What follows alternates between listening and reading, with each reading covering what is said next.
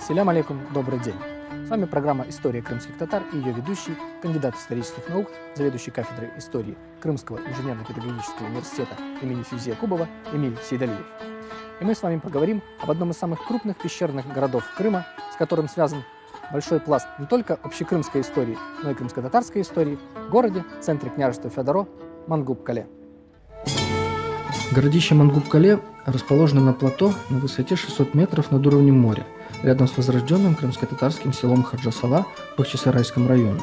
Площадь городища, со всех сторон окруженного скальными обрывами, около 90 гектаров. С севера плато поделено тремя ущельями – Капудере, Гамамдере и Табанадере, на 4 мыса – Тышкли-Бурун, Элли-Бурун, Чуфут-Чарган-Бурун, Чемну-Бурун. По этим ущельям на поверхность плато ведут тропы и дорога, а в верховьях Гамамдере и Табанадере берут начало источники воды. Несмотря на то, что первые сведения о том, что здесь существовало княжество, относятся исследователями к XIV веку, делались попытки обосновать его существование и найти его истоки и в более ранние времена. Связано это с проблемой локализации страны Дори и крепости Дорос.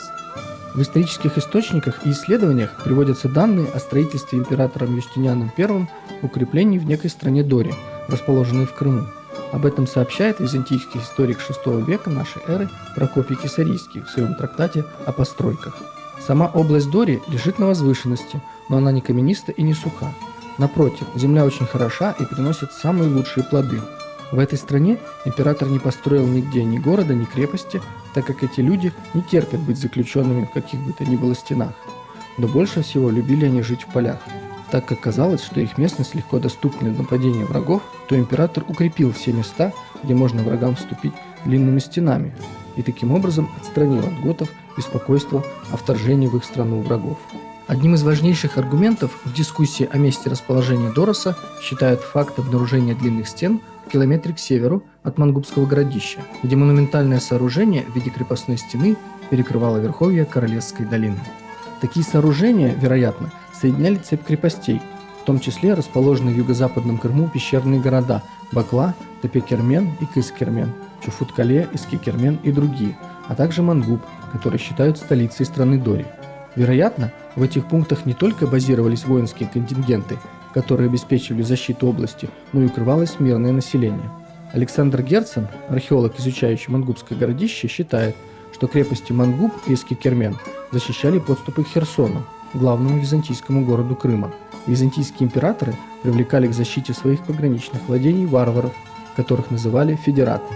В Крыму такими федератами были племена готов. В таких условиях на границе со степными районами Евразии, населенными многочисленными тюркскими племенами, формируется сложный в этническом плане мир византийской провинции. Сам же город и его округа, вероятно, были населены варварами, как считали ромеи, называя их все же готами и аланами. Готы появились в северо-западном Причерноморье и Приазовье в начале III века нашей эры. В середине III столетия они нападают на Боспор, куда проникают через северо-западный Крым или с востока. Вероятно, вместе с германцами на полуостров прибывают и племена ираноязычных аланов. Эти народы и позже жили сообща в одних регионах Крыма, ввиду чего произошло смешение их культур путем заимствования отдельных элементов. Строительство крепостных сооружений Мангуб-Кале, вероятно, начинается в конце правления императора Юстиниана I. Именно поэтому оборонительные укрепления страны Дори часто называют длинными стенами Юстиниана, а иногда, учитывая, что рассказал о них придворный историк Прокопий Кесарийский, длинными стенами Прокопия. Мангубское городище было защищено 3 линиями обороны. Александр Герцен, изучавший Мангуб на протяжении многих лет, обозначил их следующим образом: главная линия обороны, вторая линия обороны и цитадель. Крепостные сооружения главной линии обороны были сложены из местного известняка. Как отмечают исследователи, такое разнообразие кладок характерно для ранневизантийской фортификации. В конце VIII века, по данным письменных источников и археологических изысканий, крепость захватили хазары, и это стало причиной мятежа местного населения, получившего в историографии название «Восстание Иоанна Готского». Исследователи считают, что Крым вошел в состав хазарского каганата в конце VII века и был его частью до второй половины X века. Но в последнее время среди ученых также распространена версия о наличии в Крыму византийско-хазарского двоевластия – кондоминиума. Вероятно, в ряде городов полуострова того времени находились представители как византийской, так и хазарской администрации. Согласно средневековому источнику, известному как «Житие Иоанна Готского», примерно в 787 году хазары захватили столицу Готии, крепость Дорос. Не желая мириться с этим, местные жители подняли восстание, возглавил которое епископ Иоанн Готский. Восставшие изгоняют хазар, но часть населения приняла сторону захватчиков и выдала им Иоанна, в результате чего мятеж был подавлен. Чуть ранее, во время возведения первых оборонительных сооружений крепости, на плато строится один из крупнейших христианских храмов того времени – базилика, которая лишь незначительно уступала в размерах двум базиликам Херсонеса. Первые исследования на территории этого памятника были проведены в конце XIX века, но вся площадь храма была раскопана лишь в начале XX века, и в дальнейшем изыскания продолжились. Благодаря им удалось установить, что уже в IV-VI веках на участке под зданием базилики был заложен храм. Не ранее начала VII века тут возводится однонефная церковь, а уже в начале IX века, вероятно, начинается строительство большой базилики. Размещалась она практически в центре плато, и ее нахождение вблизи княжеского дворца определило строительно-ремонтные работы в XV веке.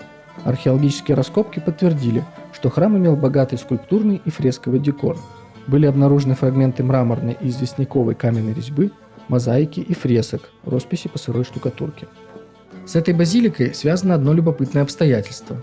В 2005 году в ходе раскопок в Центральном Нефе археологи обнаружили два погребения, вероятно, относящиеся к последнему периоду существования и функционирования храма, к концу XIV – началу XV века.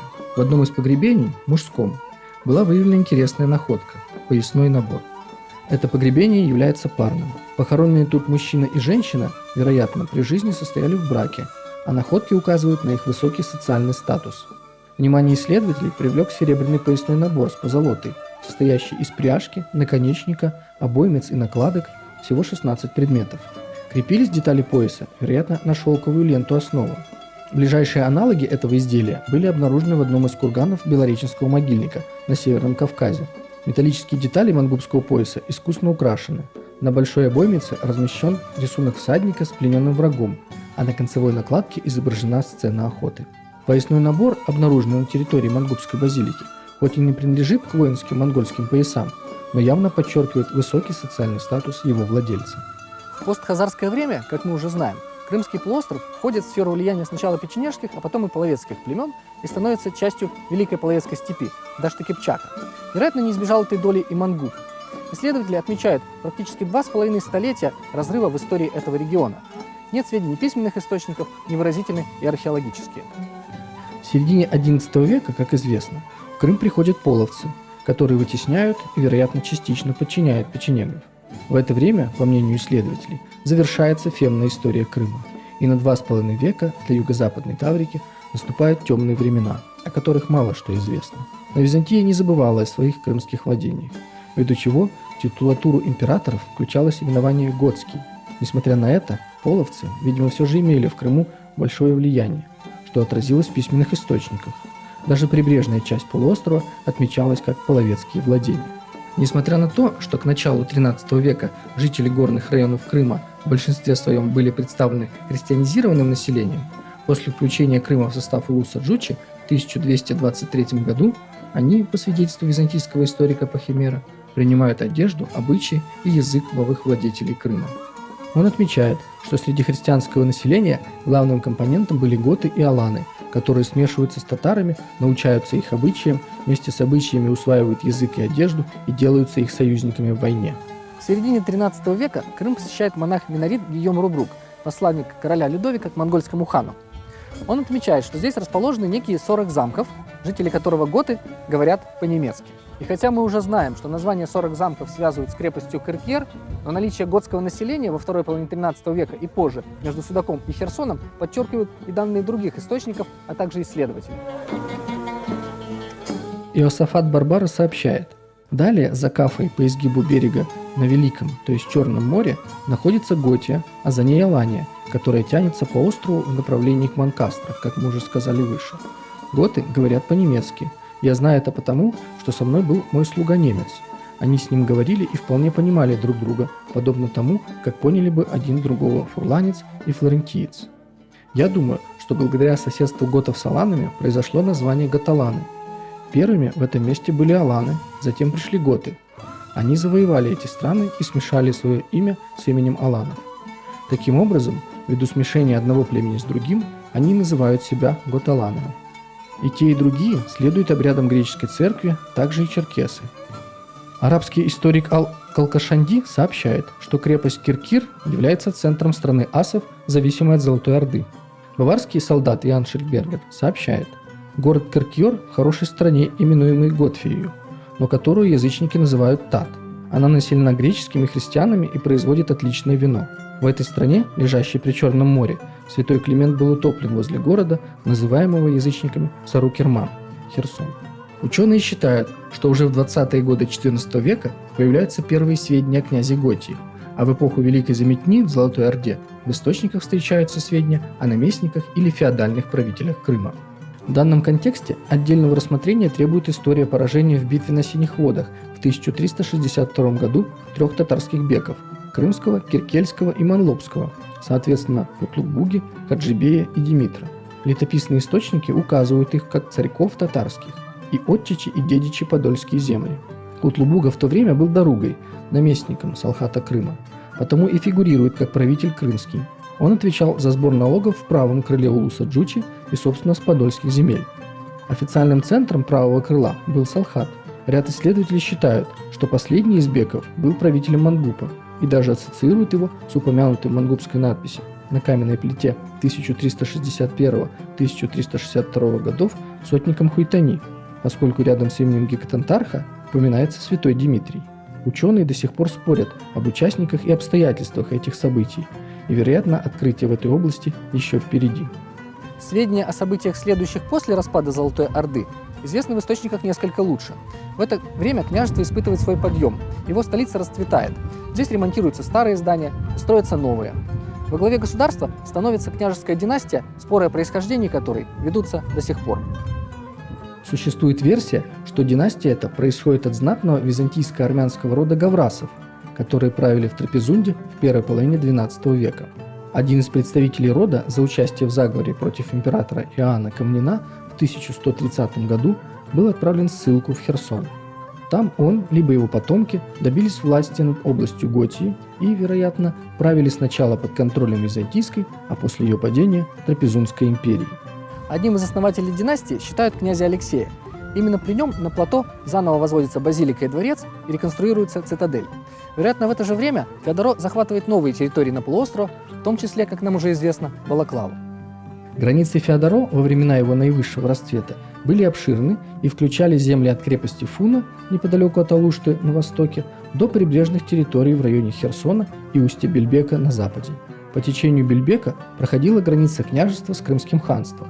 Земли Феодоро занимали склоны и главная гряда Крымских гор, где, вероятно, также были построены небольшие укрепленные пункты – исары. Особый статус княжества, его связи с византийским родом палеологов, вероятно, подтверждается мангубской геральдикой. Именно тут, на территории дворца, была обнаружена закладная плита с надписью и изображением двуглавого орла. Дворцовый комплекс князей Феодоро состоял из нескольких построек и множества помещений. Исследователи по-разному реконструируют внешний облик дворца. Предполагают, что это было прямоугольное здание симметричной формы, где два боковых помещения соединялись колоннадой со стрельчатыми арками.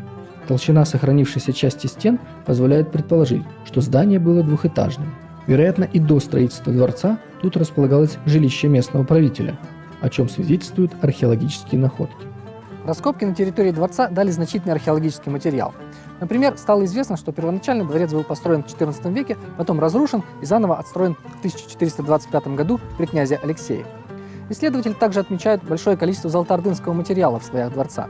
А в хозяйственных постройках были обнаружены створки раковин устриц, что демонстрирует вкусовые пристрастия владетелей Феодоро, а также торговые связи княжества.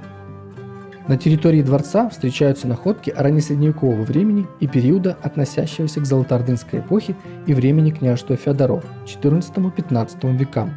Тут были найдены золотоордынское металлическое зеркало, фрагменты керамических сосудов, среди которых миски с монограммами князей Феодоро.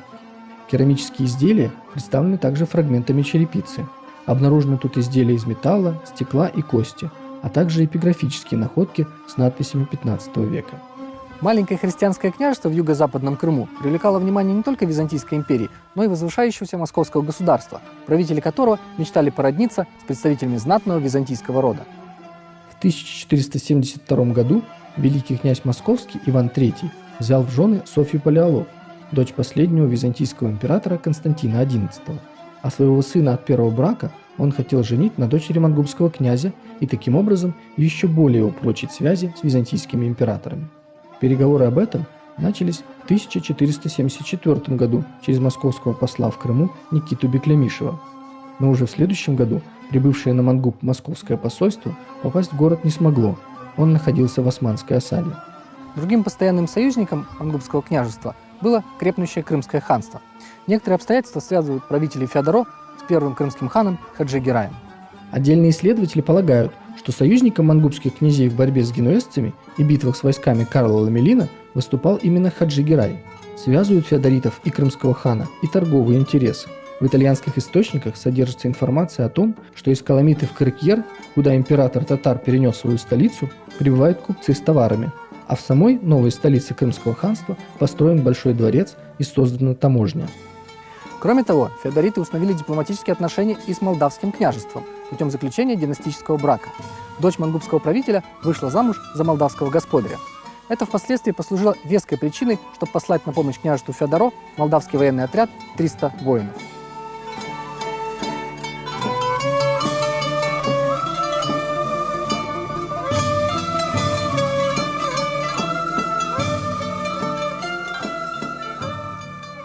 В передачах, посвященных Кефе и Балаклаве, мы уже говорили о приходе османской армии в Крым в 1475 году и захвате ими генуэзских владений. В этом же году турецкая армия оказывается под склонами горы Мангуб-Кале. О захвате крепости и включении княжеских владений в состав османских мы с вами поговорим в следующей передаче. Спасибо, что были с нами. Чок саламас, салахни, каламас.